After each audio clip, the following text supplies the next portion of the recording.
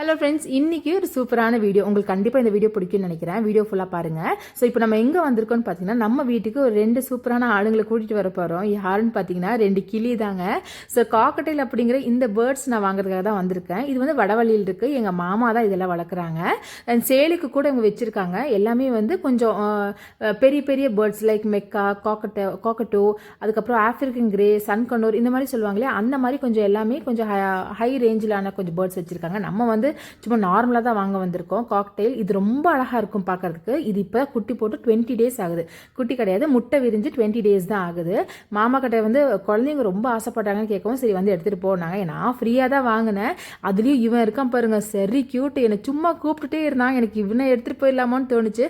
இருந்தாலும் கொஞ்சம் சின்னதாக இருக்கிற பேர்டு எடுத்துகிட்டு போனோம்னா கொஞ்சம் நல்லா டேம்ட் ஆகும், நம்மக்கிட்ட நல்லா பழகுங்கிறதுக்காக தான் எடுத்துகிட்டு போனேன்.